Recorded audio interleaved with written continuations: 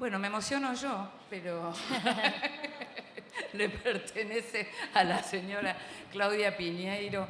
Es un placer para mí, es un honor acompañar a Claudia, estar con Claudia. Me gusta siempre conversar con ella, me gusta cuando conversamos a solas y me gusta también cuando conversamos en compañía como esta compañía acá, en esta edición de la Feria del Libro que todos esperábamos tanto, que ahora de eso vamos a hablar también. Una edición que fue esperada por los que participamos trabajando, pero también como lectores, por esta posibilidad que nos da siempre la feria de estar en contacto con nuestros autores favoritos. Y Claudia es como la gran favorita, y entonces la feria no es lo mismo una feria sin Claudia Piñeiro. En esta ocasión vamos a hablar de catedrales, pero vamos a hablar de mucho más, así que Claudia, muchas gracias por haberme elegido para acompañarte hoy. Buenas tardes, muchas gracias por acompañarnos, por venir hasta un domingo con este sol y encerrarse acá en la sala Julio Cortázar para escucharnos. Como dijo Inde, nosotros conversamos en distintos ámbitos y siempre es agradable conversar con ella porque es una amiga, y acá conversaremos seguramente del mismo modo, pero frente a ustedes. Estábamos hablando de lo que tiene que ver con catedrales, con un libro que salió en un momento cuando no pensábamos que el mundo se iba a poner entre paréntesis como se puso, un libro que debió haber tenido su presentación en otro momento. Pero pensemos un poquito en catedrales y pensemos en la construcción de catedrales con ese juego de palabras. Tenías una historia, tenías un tema, tenías una imagen. ¿Con qué arrancaste? Bueno, ahí ya te contesto tu pregunta, pero antes quiero recordar algo, porque fíjate que vos decís, debería haber sido presentado en otro momento, y yo todavía me causa gracia recordar que cuando salió Catedrales, enseguida fue el aislamiento obligatorio y por lo tanto no se pudo presentar, pero empezamos a hacer esa cosa de presentar por Zoom, ¿no? De hacer como se pueda algo, ¿no? Entonces me acuerdo que le habíamos pedido, iba a presentarlo Dolores Reyes y alguien más, pero como era por Instagram, entonces como era por Instagram tenían que supuestamente ser dos, pero Paula, que era la que por primera vez lo hacía, decía, no, pero yo entro, presento y después entra Dolores. La cuestión es que en ese momento ninguna sabía que solamente podían entrar dos, entonces Dolores nunca pudo entrar a la presentación. Entonces lo que hacía Paula, desesperada, que creía que había un fracaso por el cual ella no entraba, no se daba cuenta que nunca iba a entrar, porque yo tampoco me daba cuenta que nunca iba a entrar, sino que creíamos que nos estábamos equivocando en algo. Pero entonces lo que hizo fue recibir los WhatsApp de Dolores y ella leía, o sea, lo que Dolores le decía, ella lo leía en el Instagram. Debe haber sido el Instagram más ridículo que hemos hecho en años, pero le tengo cariño justamente por eso, porque fue como esa cosa, lo atamos como alambre y sale como salga, porque ya estábamos ahí y bueno, y salió, ¿no? Pero cómo naturalizamos también, ¿no? Ahora esos vivos de Instagram, esos Zoom. Ahora somos expertos, que pero antes en ese momento, ¿quién sabía? Nos arreglábamos, nos vestíamos, nos poníamos la lucecita, todo, y ahora ya con el pijama. Bueno, pero en cuanto a cómo Sí. arrancó Catedrales, como todas las novelas o todos los libros que escribo, arrancan con una imagen disparadora. Y en el caso de Catedrales, la imagen era muy parecida a lo que después fue la tapa de la novela, un poco casualmente, ¿no? Porque las tapas de las novelas las proponen los directores de arte de las editoriales con la editora de la editorial, digamos, te hacen unas propuestas, vos las aceptás o no, o haces tus sugerencias, pero básicamente es una propuesta del sector de arte.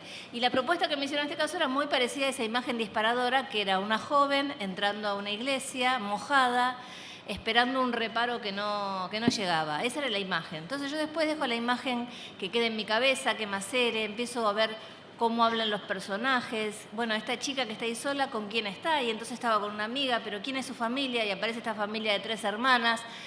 Y después de eso, que yo dejo la primera imagen macerar y crecer y entender cuál es el conflicto, me llevó mucho tiempo arrancar, pero ¿sabes por qué? Para decidir quién iba a narrar esta historia, que esa es una decisión muy importante y que aparece en los primeros momentos. Que es una de las distinciones de la novela, por otra parte. Y entonces yo decía, bueno, la va a contar Julián. Y después decía, no, la va a contar Lía. No, la va a contar tal, el padre. Y después me daba cuenta que ninguno me alcanzaba. Por eso es que elegí esta estructura, que es una estructura coral, pero no sé si vos querías saber después de eso. Eso te iba a preguntar justamente por la estructura coral. Pero si querés sigo ahora o si querés... Sí, no, claro, porque la idea es, para los que la leyeron recordarán que es una novela que está contada por varios de los protagonistas, que cada uno va aportando. Para los que no la leyeron, es una de las características, ¿no? Claro, y esa estructura coral, que son los 6 protagonistas más un séptimo, que sería Alfredo con esa última carta, tenía 2 motivos. Por un lado, justamente la estructura narrativa, ¿no? ¿Quién cuenta esta historia? ¿Quién es el narrador? Pero por otro lado, eso hubiera sido algo del estilo de Rashomon, ¿no? Hay distintas personas que ven un crimen y todos tienen un punto de vista distinto y tienen su punto de vista para contar lo que ven. Pero en el caso de Catedrales, yo necesitaba además que estos personajes hicieran este esfuerzo de contar desde un punto de vista dramático del crecimiento del personaje. Porque cada personaje, cuando en primera persona dice lo que sabe, también está asumiendo para nosotros en ese relato lo que ellos consideran o no que es su responsabilidad en lo que le pasó a Ana. Ana apareció muerta hace 30 años, quemada, descuartizada en un terreno baldío, y todos estos personajes algo tienen que ver, para bien o para mal, con esa circunstancia. Y algunos de ellos asumen lo que tienen que ver y se sienten responsables, a veces más de lo que deberían sentirse responsables, y otros es como si no tuvieran nada que ver con el asunto. Y a mí me parece que cuando hay algún tipo de crímenes que se dan en la sociedad, como puede ser, por ejemplo, la violencia de género, uno tiene que pensar en el componente social. O sea, no es el caso de esta novela, pero para que se mate a una mujer que hizo denuncias y que pasó por un montón de situaciones antes de que la maten, hay un montón de complicidades, buscadas o no, de la sociedad, del que la escuchaba, de los parientes que no le hicieron caso, de la justicia que no hizo lo que tenía que hacer, de la policía que no controló lo que tenía que controlar, para que suceda una circunstancia que obviamente tiene un responsable, pero muchos otros involucrados, por decirlo de alguna manera, ¿no? Hablamos de una familia que se llama Sardá, nombre de maternidad, ¿no? Nombre de vieja maternidad. Hay 3 hermanas. A mí siempre me gusta decirte que Catedrales es como tu versión trash de Mujercitas, ¿no? Con esas 3 hermanas, Ana, que es esta joven que muere, que sabemos que está muerta desde el comienzo, con Lía, que es la que elige partir y elige cortar, y con Carmen, que es la que queda, la que está, y la que sigue aferrada a la religión. Son bien distintas, no hay necesariamente amor entre las hermanas, eso es duro. Eso es duro, Claudia. Bueno, pero es lo que hay. O sea, no todos los hermanos se aman. Hay hermanos que se quieren, hay hermanos que se odian y hay hermanos que tienen una relación indiferente. Y uno cuenta familias particulares, ¿no? O sea, como bien dijo Tolstoy en el arranque de Ana Karenina, todas las familias felices se parecen y las infelices lo son cada uno a su manera. Y en esa infelicidad está el conflicto y están las ganas de contar algo, ¿no? Y entonces, bueno, en esta familia, digamos que había algún vínculo establecido entre Lía y Ana, me parece que ellas sí se querían, pero hay una hermana que se lleva mal con ella ya desde chica, ¿no? Como esa cosa distante y un poco sintiéndose que es la mayor y que digamos, está más lejos de las otras 2. Y también me interesa eso que está en la novela, que yo traigo de Mario Bunge, que es este filósofo que murió hace muy poco tiempo, ¿no? Sí. Y que dice algo así como que una familia es una serie de objetos girando alrededor de un astro, pero que no todas se relacionan entre sí, o no se relacionan bien o de la misma manera. Me parece que a veces en las familias hay personas con las que se relacionan mejor y personas con las que no, y muchas veces esa obligación de que como somos familia, con todos tenemos que llevarnos bien, de todos hay que hablar bien y no hay que decir nada que le moleste a uno, digamos, en el peor de los casos termina engrampado en situaciones complicadas, desde el abuso hasta simplemente sentirte mal, ¿no? Hay algo del secreto familiar que está en Catedrales, como está en muchas obras de la literatura. El secreto familiar es como un motor importante dentro de la literatura. ¿Cómo fue trabajar esa idea del secreto? Porque estamos hablando de lo que es trabajar las voces, de lo que es trabajar un tono de una novela, de lo que es trabajar estas voces que van reconstruyendo una historia, y hay un secreto que Claudia Piñeiro arranca la novela y ya conoce, imagino, cuando la arranca, ¿es así? Sí, el secreto en esta historia yo ya lo conocía y creo que por cómo está planteada la novela, el secreto es muy importante, pero como se devela, yo te diría que para la mitad de la novela se devela ese secreto. Sí. Me ha pasado con personas que la van leyendo que me dicen, yo ya sé lo que pasó, cuando van por la mitad de la novela, cosa que... Y yo me reía porque decía, pero no sabes lo que te falta saber, porque claro, ese secreto sí se devela, lo que no se devela en ese Es momento... lo que se devela al final y no vamos a es develar. cómo se llega a esa circunstancia, Claro. porque a veces no es el... En las novelas que tienen algún componente de lo que es el suspenso, la línea policial, muchas veces pasa que las preguntas, uno va a las preguntas clásicas, ¿no? La pregunta clásica del policial es ¿quién lo mató y por qué? Sí. Entonces, ¿quién lo mató y por qué? Esa pregunta, que quizás no es la más indicada para esta novela, se responde cerca de la mitad de la Sí, novela. así es. Pero después aparecen otras preguntas y otros enigmas, que es a mí lo que más me interesa, incluso de la novela negra, ¿no? Cuando se va, el otro día me tocó presentar a Marta Sanz, que también hace Sí. novela negra, y a mí me interesa también mucho lo que ella hace y lo que hace Carlos Anón o Marcelo Luján, porque son novelas negras que se van por otros costados, ¿no? Que usan el mecanismo de la novela negra para contar otras cosas también, ¿no? Bueno, vos usás la novela negra para contar diversas cosas, usás la novela en general para contar cosas y estás como en sintonía. Yo no sé, posiblemente siempre, sí, porque desde el comienzo estuviste en sintonía. Estás muy en sintonía con cuestiones sociales importantes que no necesariamente aparecen como ni una publicidad ni una propaganda, pero sí que motorizan mucho de tus historias. Y en este caso, en el tema de Catedrales, la cuestión del aborto aparecía, era un tema que te tenía particularmente tomada, en el cual tuviste una participación pública realmente importante. Cuando sale la novela todavía no había ley, se estaba esperando esa ley. De modo que vos trabajás toda esa historia también alrededor de algo de lo que está pendiente mucha gente. ¿Cómo es eso? Sí, vos sabés que siempre los personajes de mis novelas, excepto en Un comunista de calzoncillo, que es una novela que va hacia atrás, en el pasado, y que es la novela más autobiográfica de las mías, en todas las demás, los personajes viven en aquí y ahora y salen a la calle y se encuentran con los mismos problemas y circunstancias que me encuentro yo, por otra parte. Ahora, en el caso de Catedrales, y justamente por haber participado de ese debate, estuve tratando de forzar todo el tiempo que lo que le había pasado a Ana no tuviera nada que ver con esa situación, porque pensaba que iba a ser interpretada en ese sentido, ¿no? Como, no en el sentido de lo que me pasa como escritora, que es mis personajes salen a la calle y se encuentran en el aquí y ahora, sino como algo utilitario, ¿no? De voy a usar esto porque tal cosa, que no era la voluntad para nada. Después, cada vez que quería correrla para otro lado, volvía a ese lugar porque era lo más natural. Para el empecemos de nuevo. ¿Me estás diciendo que entonces originalmente el destino de Ana no estaba ligado al tema del aborto? En un principio estaba tratando de encontrar otra vuelta, pero no lo encontré, porque era lo más natural para el personaje. Pero yo quería encontrar otra vuelta para evitarme esa ligazón de, es porque hizo tal cosa. Después me puse a pensar, pero si yo, en Tuya, que es mi primera novela, está el tema del aborto. En Elena Sabe, que es mi tercera novela, está el tema del aborto. En Las viudas de los jueves está el tema de la violencia de género contra las mujeres.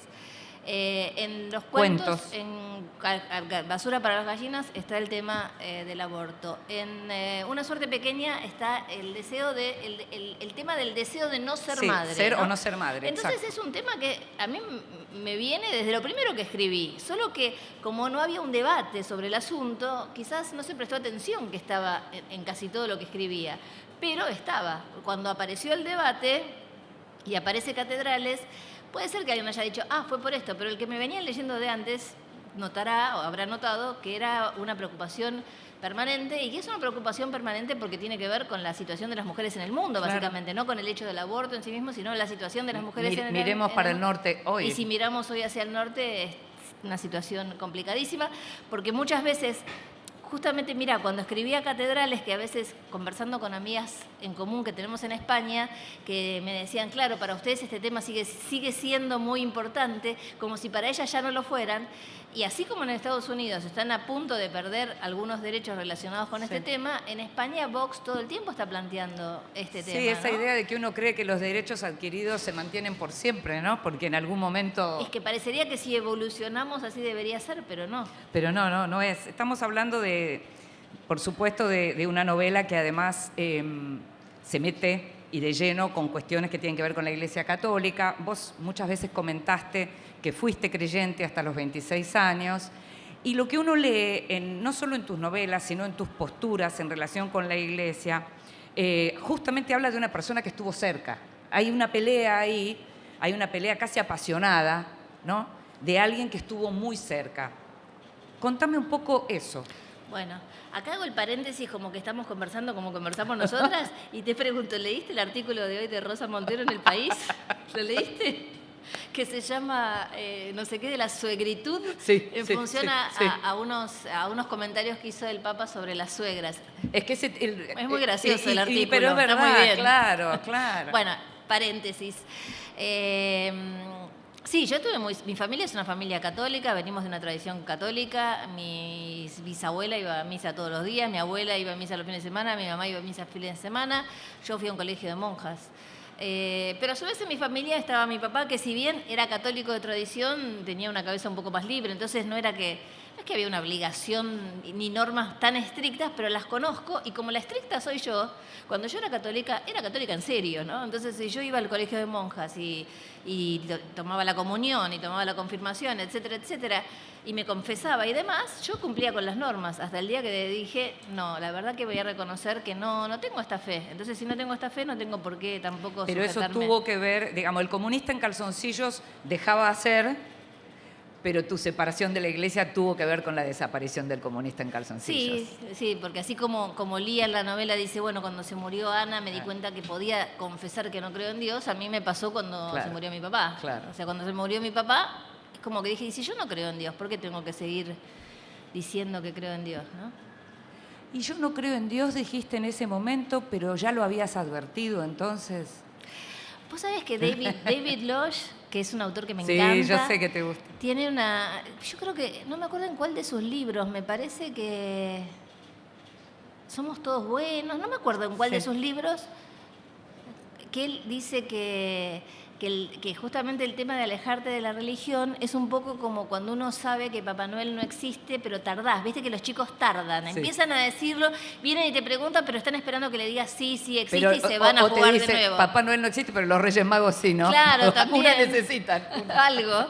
Entonces es como esa cosa de, bueno, yo no quiero soltar esto, porque esto, la verdad que yo entiendo perfectamente que la fe de muchas personas es una fe genuina, que realmente creen en Dios y que está muy bien que así sea.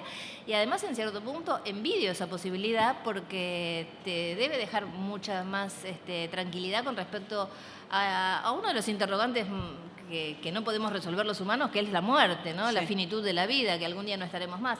Evidentemente, para muchas religiones distintas, de distinto modo, esa angustia se puede canalizar de otra manera. Los que no tenemos esa posibilidad, esa angustia no tenemos mucho cómo canalizar. Bueno, algunos escriben como vos, pero sí, lo que pensaba también es que esta, digamos, toma tuya de posición y esta palabra pública permanente de los últimos años, en general uno la encuentra en cuestiones que tienen que ver con o el abuso de la confianza de las personas, y por eso a veces tus actitudes contra ciertas cosas de la clase política y demás, o el abuso de la fe genuina, digamos. Es como si estuvieras ahí observando mucho lo que tiene que ver los abusos de todo tipo en relación a la confianza y a la fe de las personas. ¿Lo sentís un poco así? Sí, tenés razón. No, me gusta que lo pongas en palabras, porque a veces uno lo siente, pero puesto por vos en palabras, digo, sí, tienes razón. Porque a mí yo no tengo ningún problema con la fe de las personas, con lo que cada uno crea. El problema es cuando esa fe es manipulada por otro, y cuando esa fe implica pedirle a gente que no tiene esa fe que viva y tenga sus relaciones y sus hijos y sus costumbres, etcétera, como pide una religión que es de otros. Entonces, mientras cada uno tenga su religión y su fe, eso está perfecto. Pero hay una cosa que tiene que ver con exigírselo a los otros, que es lo que me molesta, y esto que decís vos, que es aprovecharse de esa situación, porque detrás de convicciones tan firmes a veces viene la manipulación, que es un poco quizás a lo que te referís más con la serie El Reino que con la novela, porque en la novela es simplemente una familia muy estricta que quiere estas normas para ellos y si es posible para todos, que sería el primer caso. Sí. Pero en el caso del Reino hay una manipulación del otro a través de la fe religiosa. De todos modos hay como una continuidad en relación a lo que tiene que ver con el lugar que la iglesia o las iglesias pueden ocupar en la vida de las personas. En ese sentido, también uno las puede ver como en serie. Si bien efectivamente en El Reino, bueno, primero, no es lo mismo leer que ver. Ahí ustedes escribieron, pero también uno puede ver lo que imaginaron mientras escribían, y lo que aparece es la unión concreta de una iglesia, en este caso una iglesia llamada evangélica, con la política, algo que estamos viendo en América Latina de manera recurrente, que es importante, con una intervención importante en muchos países, pero que en la serie se vio mucho y que además a ver, la vimos en la Argentina, pero se vio a lo loco y se acaba de ver el premio que te dieron también en España. Sí, ¿no? y digamos, en España todo el tiempo nos preguntan mucho sobre la religión evangélica porque allá no existe, pero ellos sienten lo mismo con respecto a la Iglesia Católica porque España claramente tiene una Iglesia Católica muy fuerte y tiene un Opus Dei muy fuerte. Entonces lo ven más para ese lado. Sí. Vos sabés que justo hace unas semanas Almodóvar tiene una nota que hace semanalmente en El País también, ¿no? Sí. Que hace como una especie de diario y demás. Sí. Y para mí, mi orgullo, dice que en Semana Santa leyó Catedrales, ¿no? Ah, y entonces bien. habla de catedrales, habla muy bien de catedrales, yo me puse muy contenta, y dice algo así como, me preguntaba si acá había una película, pero estuve pensando que yo no podría hacer esta película porque odio tanto a la iglesia, dice Almodóvar, que lo haría mucho más exagerado. Dice, hay que tener mucho cuidado de no ser un exagerado, una cosa por el estilo. Digo, me parece que ahí también se juega digamos, lo que ha vivido determinadas personas, sobre todo personas de disidencias, LGTBI+, etcétera, con respecto a la presión de la Iglesia con muchos de estos temas, ¿no? Pensaba en relación a lo que tiene que ver con estas intervenciones tuyas, ya desde tu palabra en entrevistas, de tu palabra en tus propias redes sociales donde sos muy activa, de tu palabra en los guiones, de tu palabra en las novelas. Pensaba cuánto de la intervención pública de Claudia Piñeiro surge también a partir de un momento en donde te debes haber planteado muchas cosas de tu propia vida que tiene que ver con un problema de salud concreto que tuviste, en donde debes haber hecho como mucho cambio y las prioridades deben haber cambiado por completo. Sí, yo siempre fui medio bocona, te digo la verdad. Pero sí, por supuesto que hay cosas que te hacen plantear, bueno, ¿para qué estamos? ¿Cuál es nuestra función? Y demás. Exacto, sí. Con respecto a las redes sociales, no sé si notaste que intervengo bastante menos. Por suerte, diría yo, por vos. Sí, por suerte por mí, pero no suerte por, sí. por la democracia, por el uso de los recursos, ¿no? Sí, y demás. bueno, porque pero digo que tiene un costo. muchas de nosotras, la sensación que tenemos es que están esperando que digamos lo que sea patinar. para que alguien salga Sí. atrás a agredir de una forma muy violenta, incluso a veces trayendo cosas de hace 6 años atrás cambiadas, y vos decís, ¿por qué esta persona se despertó y a la mañana y se Así le ocurrió y uno no sabe por qué? Entonces, bueno... Perdón, qué triste eso, pienso, porque si ustedes son lectores de Claudia, van a recordar que Claudia fue de las primeras escritoras que realmente tuvo un vínculo con los lectores a través de las redes. En Facebook yo recuerdo incluso haciendo comentarios, pidiendo opiniones acerca de cosas que estabas escribiendo, tapas, cuestiones concretas de tu narrativa, un vínculo muy importante que es el que también tenés con la gente cuando firmás. Es un tipo de vínculo con el lector muy estrecho, que las redes colaboraban mucho en eso. Y entonces es muy duro, en Facebook pasa muchísimo menos de todos modos, Sí. ¿no? Pero es muy duro que uno tenga como que retirarse para evitar trastabillar. Sí, hay como cuestiones en Facebook. La verdad que a uno le puede parecer que alguien te hace un comentario un poco pesado, que te Pero usa no el muro pasa y te esto. pone una cosa así. Pero no pasa nada grave. No son cosas, o por lo menos a mí no me han pasado cosas tan graves.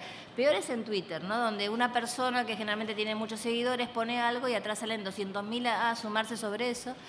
Vos sabés que hace poco, mira, cuento porque es interesante.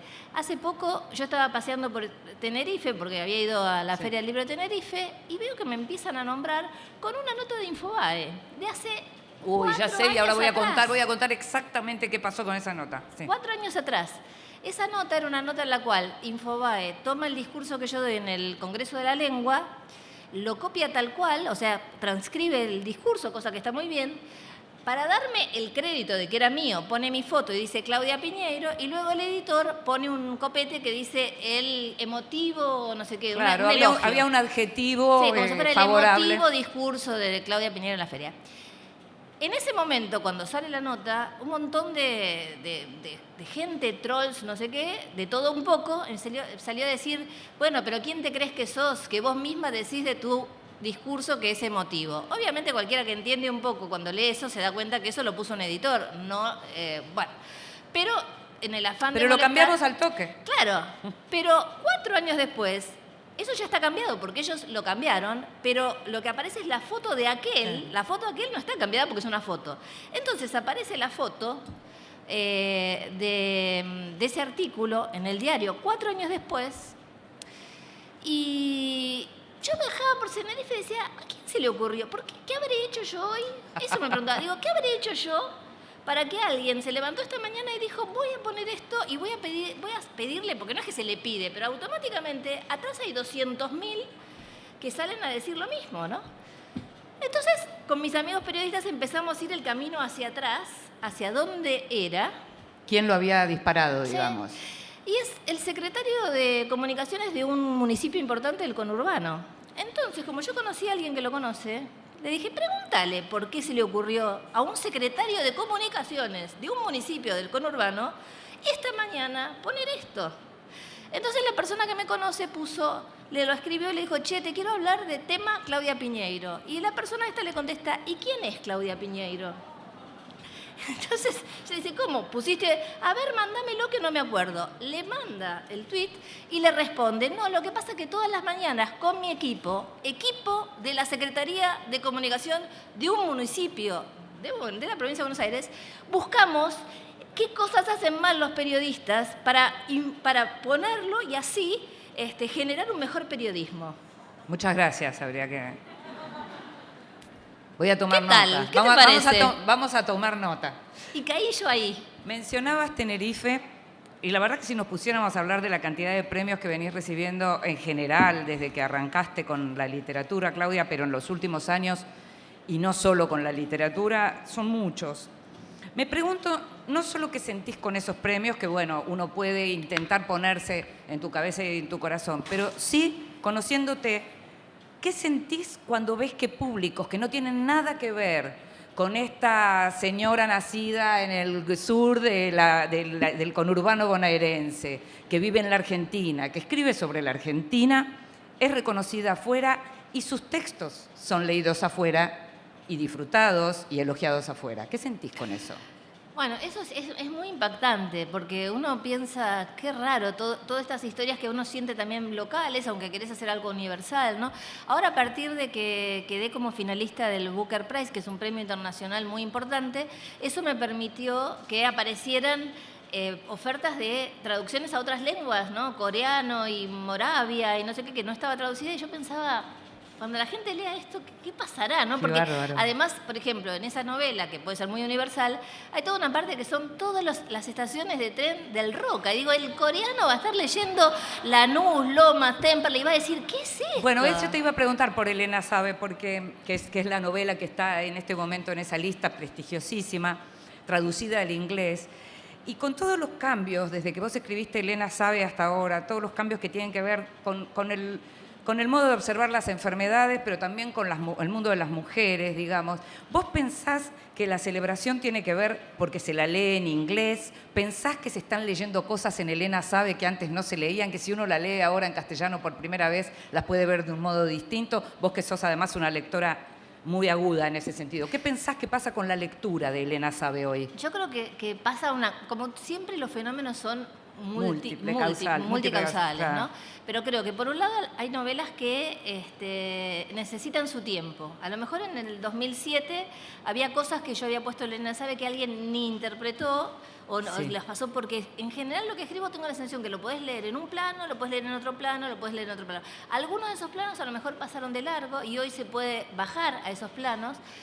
Me parece también que Elena Sabe, como fue la novela que continuó, que si vino inmediatamente después de Las Viudas de los Jueves, había mucha gente que estaba esperando Las Viudas de los Jueves 2 y Elena Sabe claramente no es La Viuda de los Jueves 2. Eso también pienso. Y también que todos nosotros hemos cambiado mucho, entonces me parece que cosas que se planteaban ahí, hoy estamos más abiertos también a recibirlas que en ese momento. Por otra parte, como decís vos, mucha gente también, porque recibe un premio y fue traducida al inglés, también le parece, pero entonces esta novela debe estar bien y se lee. Son muchas las causas. A mí lo que me pone contenta es que es una novela que hace un recorrido ahora que quizás no hizo o sea, igualmente fue una novela que fue muy leída, pero quiero decir, tuvo una nueva oportunidad, es como una nueva oportunidad esto, y eso me pone muy contenta. Es una novela que, bueno, tiene cosas muy conmovedoras, como muchas otras novelas. Vos sabés que a mí Una suerte pequeña es una novela que particularmente me gusta mucho. En Catedrales hay momentos que son realmente como muy poderosos. Me gustaría saber qué te pasa a vos con las emociones cuando vos escribís. Bueno, mira, justamente con Una suerte pequeña es una novela que trabaja el dolor, ¿no? Y bueno, para trabajar el dolor, ¿qué hago? Leer sobre el dolor, ¿no? Vidas ajenas de Carrer, El dolor de Marguerite Duras, ¿no? Distintas cosas para ver, bueno, cómo se cuenta el dolor. Porque uno no puede poner, bueno, le duele, se siente mal, está triste. Hay que contar el dolor y no es tan fácil. Entonces lo que me pasaba con Una suerte pequeña era algo muy llamativo. Cuando yo escribía cosas que siento que son dolorosas, no me pasaba nada. Pero cuando releía para corregir, me ponía a llorar y yo decía, ¿pero cómo voy a llorar yo si yo escribí esto? Si yo ya sé lo que va a pasar. Pero me parece que el tema de leer después para corregir te hace un distanciamiento del texto que no tenés cuando estás escribiendo. Por lo menos a mí me pasaba eso. Qué interesante lo que estás diciendo. Me parece... Es como un desdoblamiento, ¿viste? Sí, sí. Estamos hablando de lo que es la tarea de escribir. Estamos en una feria que fue muy esperada. Acá te voy a poner en problemas.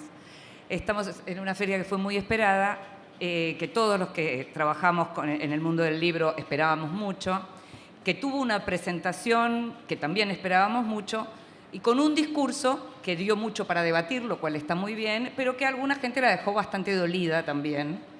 Y que el discurso, vos diste un discurso inaugural hace unos años, y el discurso lo dio alguien que vos querés mucho, valorás mucho y a quien le agradeces mucho en relación a tu carrera. Me gustaría un poco tu opinión sobre el discurso de Guillermo Sacomano.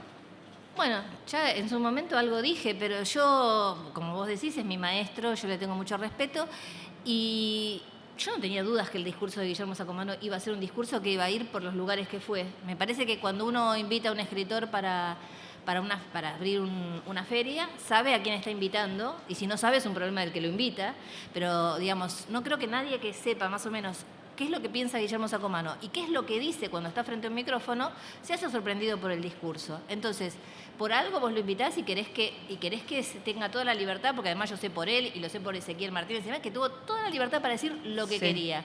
Me parece espectacular, lo celebro. Me parece espectacular que se genere un debate, porque muchas veces nos ha pasado cuando venimos a abrir la Feria del Libro a los escritores, que ¿cuál es el discurso que vale la pena y el que importa? El del escritor. Sin embargo, durante muchísimos años se subían, no sé cómo habrá sido esta vez porque yo no estuve presente, pero digamos... Se subieron todos. Se suben todos los políticos de un lado y del otro, porque en general la ciudad tiene es de un partido y el país es de otro, entonces se suben de todos los colores, dan sus discursos. Cuando terminan de dar sus discursos, se vacían los primeros asientos que dejaron reservados para la gente que los fue a acompañar. No pasó esta vez igual. Bueno, otros años ha pasado, ¿viste? Que se paran y se van. Sí. Y queda el escritor diciendo su discursito y vos decís, pero si no vinimos a escuchar al escritor. Entonces, yo muchas veces propuse que no tienen que hablar los políticos que hablen en otra cosa, que haya una apertura política y que el discurso inaugural de la Feria del Libro sea la de un escritor. Y un escritor está para mover la estantería y para hacer pensar en una situación como esa. Y me parece que es lo que hizo Guillermo. Después, en los puntos específicos del discurso, hay algunos con los que coincido más y otros con los que coincido menos. Pero todos me hacen pensar y todos me interesa. Y me interesa que alguien me haga pensar, incluso aunque eso que yo piense después sea, ver, con esto no estoy de acuerdo. No me importa. Pero me importa que me haga pensar, porque para que vengan a decir cosas anodinas, no es la función, me parece, de un escritor en la apertura de una feria del libro, ¿no? Ahora, me parece que hablar con vos y preguntarte esto a vos tiene un valor adicional, porque hay algo que tiene que ver con los circuitos de legitimación, ¿no? De qué es un escritor. Me pregunto, ¿qué es un escritor? Alguien que publica un libro, alguien que dice yo soy un escritor. ¿Por qué te pregunto todo esto? Que es una discusión que seguramente no vamos a llegar a nada, porque es como la gran discusión, porque justamente en esos días que habló Guillermo, son los mismos días en los que se presentó un tarifario de cuánto vale la palabra de los que escribimos. Algo que también en general está bastante despreciado o menospreciado. Entonces hay como toda una discusión alrededor de qué es un escritor, que me parece que se puso en juego también con ese discurso, ¿no? Sí, un escritor, bueno, Guillermo tocó ese tema, porque cuando dijo que era la primera vez que a un escritor le pagan en la feria, lo primero que pensé es cómo yo no pedí que me pagaran, porque a mí no me pagaron. Eso te iba a preguntar. Eso lo pensé. Pero por supuesto que tiene razón, porque vos preparás un discurso que te lleva un montón de tiempo, dejás tus actividades y vas a hacer una presentación a un lugar por el que es un trabajo por el que te tienen que pagar. Pero durante mucho tiempo esas cosas se consideraron como parte de, bueno, te estamos haciendo un favor porque te estamos poniendo en una vidriera, ¿no? Como si después esa vidriera implicara que vas a vender muchísimos más libros, cosa que no sucede, que vas a cobrar dentro de un año o cada 6 meses, si la editorial para la que trabajas, yo tengo la suerte que sí, te paga a los 6 meses los derechos de los libros que vendiste. Entonces, ¿cuál es la remuneración del escritor si no le estás pagando por hacer ese discurso para esa ocasión? Para mí está muy bien lo que dijo y está muy bien lo del tarifario. Lo del tarifario es... hay una unión de escritores argentinos y argentinas que es una especie de asociación, sindicato al que yo pertenezco. Me parece que está bien que los escritores como trabajadores estemos dentro de una organización que nos defienda, donde se presentó una escala de, bueno, ¿cuánto deberíamos cobrar por hacer una nota para un diario? Una para contratapa. Una contratapa, un prólogo, un guión, lo que sea, porque también acá, cuando hablamos de cómo se aprovecha de unos de los otros, también hay un aprovechamiento, ¿no?, de muchas tareas gratuitas que no se nos ocurriría pedirle a otro, ¿no? A un médico no le dirías, che, me revisás y me decís que tengo en la espalda y decirle, bueno, muchas gracias. O sea, no, vos sí le pagás, a un dentista vas y le pagás. A un escritor, en general, hay muchas de las cosas que hace que no se le pagan. Entonces me parece muy bien que haya un grupo de personas pensando en ese tema y peleando porque cambie, ¿no? Claudia, siempre se te ve segura. Sos una persona segura. No creas. Bueno, ahí te iba a preguntar, ¿qué te pone insegura? ¿Qué te da inseguridad? No, muchísimas cosas. O sea, yo me pongo acá y hago esto, pero eso no quiere decir que sea una persona segura.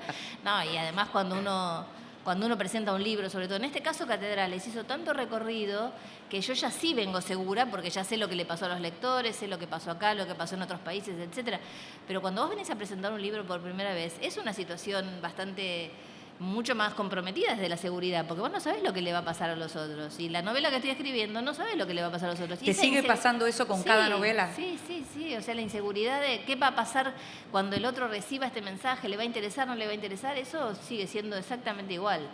Te diría que por momentos hasta peor, porque hay una vara, ¿no? Entonces, claro, a veces me pasa que estoy escribiendo y alguien me manda un mensaje y me dice, me encanta Catedrales porque me pasó esto. Entonces yo pienso, el que estoy escribiendo ahora no le va a gustar, porque si le gustó esto otro, al que estoy escribiendo ahora no le va a gustar. Y así me pasa permanentemente, ¿no? Entonces creo que hay una vara que cada vez vos tenés que mirar como... Y después, por otra parte, hay que tener como esa conciencia, me parece, de que con el paso del tiempo uno escribe muchas cosas y no tienen que ser todas iguales, ¿no? Me parece que en la obra de cualquier escritor hay cosas más logradas, cosas menos logradas. Lo que sí tiene que haber un compromiso con el intento de que sea lo mejor posible. Ahora, a veces te sale y a veces no te sale, ¿no? Y bueno, así son las cosas. Escribís muchísimo, todo el tiempo. Estás escribiendo lo que tiene que ver con tu narrativa, sos autora de teatro, de guiones. Todo eso requiere como un nivel de organización importante. Vos cada tanto decís, voy a desaparecer un poquito de escena porque estoy escribiendo, estoy concentrada, pero digo, ¿cómo es la organización para poder tener ese tiempo para escribir? Yo casi nunca digo voy a desaparecer un poquito. Eso es Hubo un problema. alguna vez. Pero después del problema que tuve de físico, no sé, más que nada. Yo creo que fue después del problema que tuve de salud, sí. Ahí sí. Pero después te olvidás, ¿viste? Y es bastante difícil. ¿Cómo te alejas de todo como para poder concentrarte? Me acuerdo que lo hablamos cuando hablamos del guión del Reino, que eso sí, había una exigencia, sí, además de la afuera, importante, no de una producción. Y vos señalabas eso de que, bueno, tenías que concentrarte. Sí, pero no es tan fácil, porque, digamos, la vida alrededor de uno continúa y no es tan fácil. No es que yo me voy a una oficina, me encierro y no me molesta a nadie, o que digo, me voy un mes a escribir. Yo veo que tengo colegas que dicen, me fui un mes a escribir a tal lado. Yo no puedo, no sé, yo los envidio, ojalá. Pienso siempre, bueno, el próximo lo voy a hacer así, pero el próximo nunca llega. Y siempre llega en medio de un montón de otras cosas y se hace difícil a veces. ¿Y escribías con los chicos? Sí, ahí era más fácil organizarte porque, digamos, primero no tenía otras interrupciones. Cuando mis chicos eran chicos no existían las redes, no existía, claro, que te llamen de tantos lados porque tenés que hacer una nota, o sea, no me conocía nadie, entonces... yo trabajaba más tranquila entre el horario que yo los dejaba en el colegio y que volvían del colegio. Ese era mi horario de escritura. Después, cuando fueron creciendo, ya esos horarios se extendieron porque, bueno, volvían del colegio y ya no me necesitaban, o se iban a la casa de un amigo o lo que sea. Y ahora que ya son grandes, también es como que el horario de escritura puede ser cualquiera. Y eso, por un lado, amplía y por otro lado desorganiza, porque no es que vos decís tengo que escribir ahora porque es el horario, sino que decís, bueno, me tomo un café, después vengo, después hago, voy hasta abajo y hago tal cosa, subo.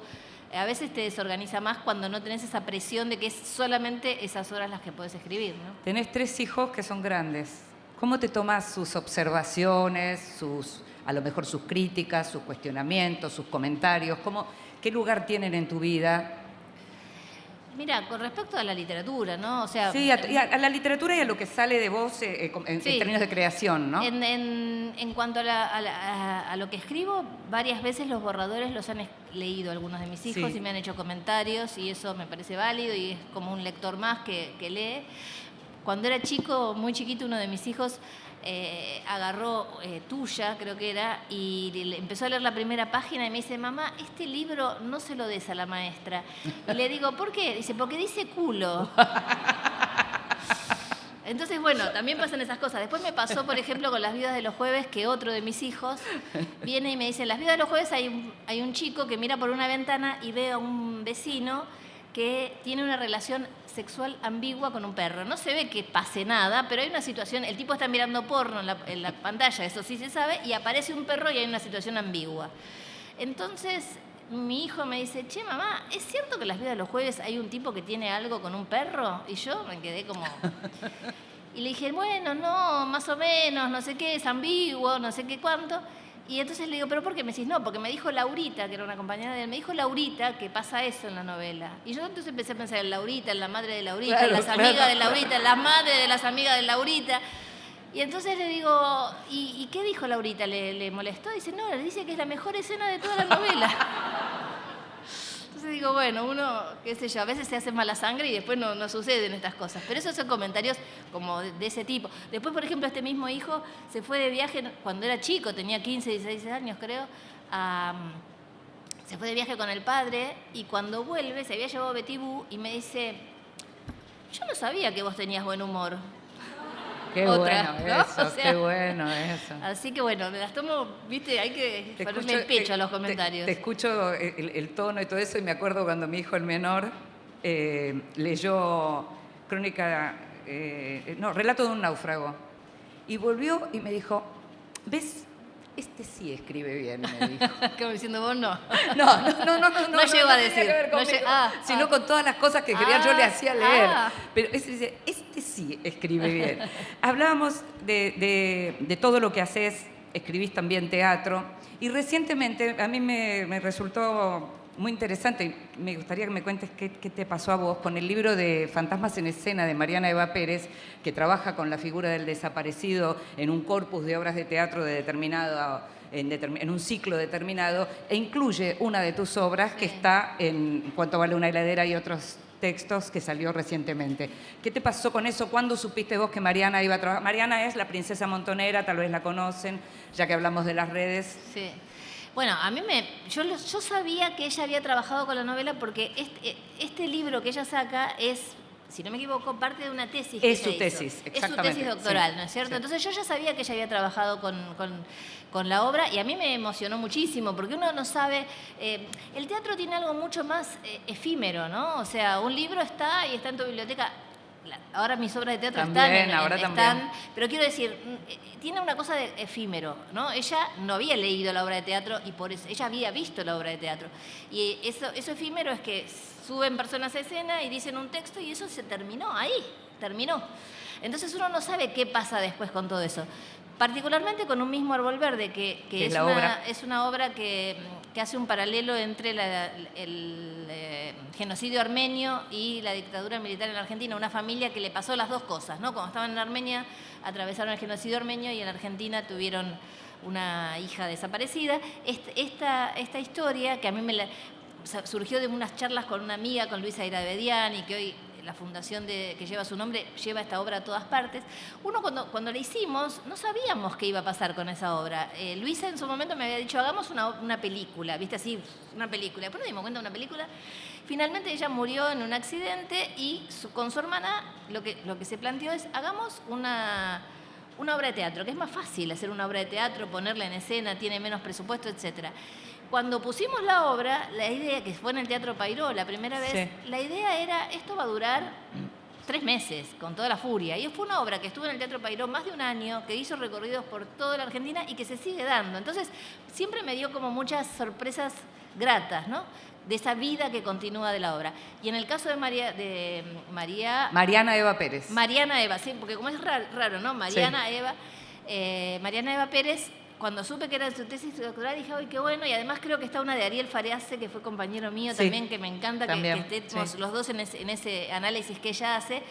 Yo sabía lo de la tesis, estaba contenta, y ahora cuando salió el libro es como volver a recordar eso, ¿no? Una mirada puesta sobre tu trabajo, una mirada muy exquisita y muy preciosa puesta sobre tu trabajo, así que se lo agradezco muchísimo. Y el libro es muy bueno, si les interesa. El libro es buenísimo, ella es muy buena realmente. Estamos hablando de todo lo que tiene que ver con la obra que desarrollás, con la escritura. Y a veces me gusta pensar, y me gusta por eso preguntarte acá, ¿dónde está la contadora Claudia Piñeiro? Que ahora es una contadora de otro orden, digamos, ¿no? Ahora es una contadora de historias, pero ¿dónde quedó la contadora que eras? Bueno, yo cuento para los que no lo saben, cuando yo quise estudiar, cuando yo tenía que estudiar, fui a hacer un test vocacional al Borda, quería estudiar sociología, la psicóloga me dijo, bueno, anda a averiguar qué opinan en la Facultad de Sociología, que estudie Sociología. Yo dije, ¿por qué tengo que ir a preguntar esto? Y ahí, bueno, me dijeron los que salían, estaba en Derecho en ese momento, Sociología, los que salían me decían, no, vas a terminar muerta en una zanja, etc. Cosas así muy, muy duras con respecto a la carrera. Yo volví a mi casa, conté esto y por supuesto que mi familia, que sabía más o menos lo que estaba pasando, yo no pertenecía a una familia que no estaba... Hay muchas familias que a lo mejor no sabían lo que pasaba, la mía sí sabía y me explicaron qué era exactamente un comunista en calzoncillos en casa. O sea, lo que me estaban diciendo. Y de hecho, al año siguiente, que era cuando yo tenía que entrar, se cerró la carrera de Sociología y varias carreras humanísticas más en la UBA, que era donde yo iba a estudiar. Entonces quedé como, bueno, ¿y qué estudio entonces? Y el ingreso a Ciencias Económicas era Matemática e Historia. Mi papá y mi mamá, los dos, habían empezado la carrera y no la habían terminado. Entonces había como una cosa de, bueno, estudio esto. Incluso, no solamente, como tenía mi inseguridad me llevaba, ¿y qué pasa si no entro? Di el examen también en el profesor de matemática de Avenida de Mayo. Tuve de profesora Rabufetti, que era una gran profesora de matemática. Empecé matemática porque no tenía el resultado, y cuando me dio el resultado de Ciencias Económicas, dejé matemática y me seguí con Ciencias Económicas. La verdad es que una cosa que yo digo cuando me preguntan, bueno, ¿y qué pasó a estudiar algo que no te interesa? La universidad pública en la Argentina es lo suficientemente universalista para que dentro de las carreras haya materias que siempre hay cosas que te interesan. Quiero decir, yo tenía historia, tenía geografía, tenía economía, tenía un montón de otras materias, no tenía solamente contabilidad. Entonces a mí me gustó igual estudiar y me dieron un método de estudio y me enseñaron a trabajar, que no es menor. Entonces yo salí de ahí, tuve buenos trabajos gracias a que fui a esa universidad y me fue bien.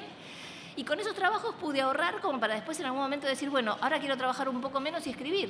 Pero si no hubiera hecho todo ese proceso, no sé si hoy sería escritora. Entonces yo igual le agradezco, al ser contadora, todo ese proceso que me llevó a poder trabajar, poder ahorrar, poder hacer un montón de cosas que no sé si o con qué dificultad las habría hecho de otro modo. Otra cosa que me pasó, por ejemplo, es cuando empecé a escribir guiones en Telefe, en el equipo de Ricardo Rodríguez, que yo me daba cuenta que los que venían de las letras o de otros lugares, porque en ese momento no había escuela de cine ni de guión para aprender guiones, entregaban su trabajo sin revisar, todo que no encajaba. Y yo como tenía esta cosa de contadora, todo tenía que encajar, que en los guiones es muy importante, la continuidad, que si esto pusiste acá, allá tenés que... Todo eso me había venido de la obsesión de revisar como los contadores que el balance te tiene que cuadrar.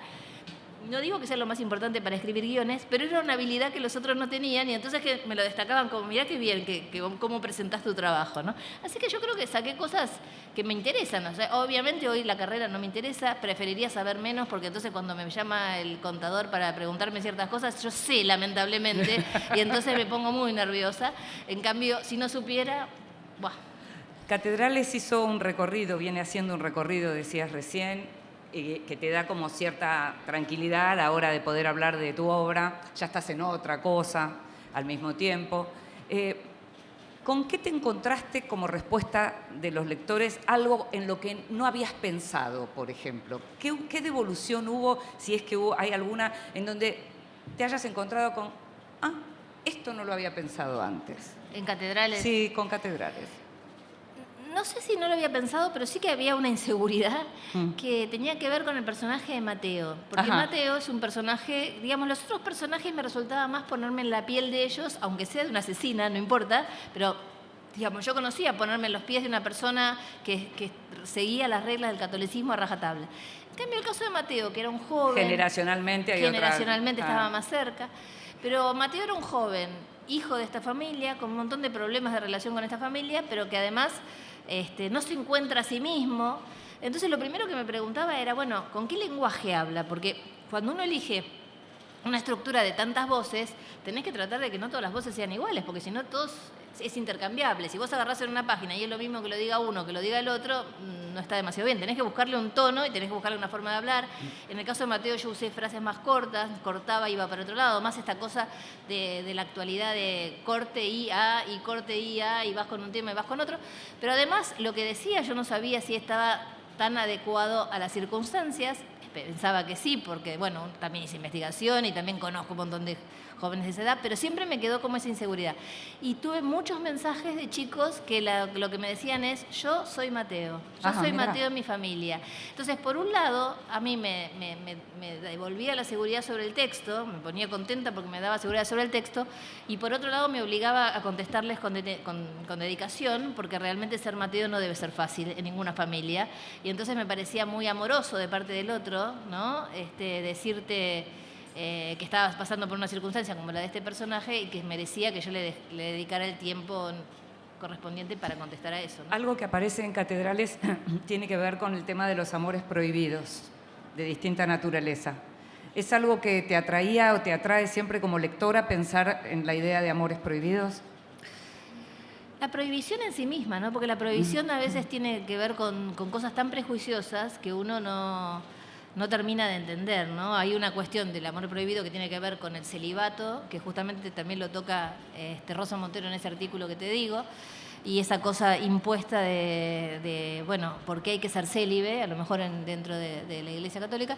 Y por otro lado está esta cosa del amor que es bellísimo, pienso yo, entre Alfredo y Marcela, ¿no? Que uno puede pensar un amor prohibido en el sentido de que hay una diferencia generacional, era amiga de la hija.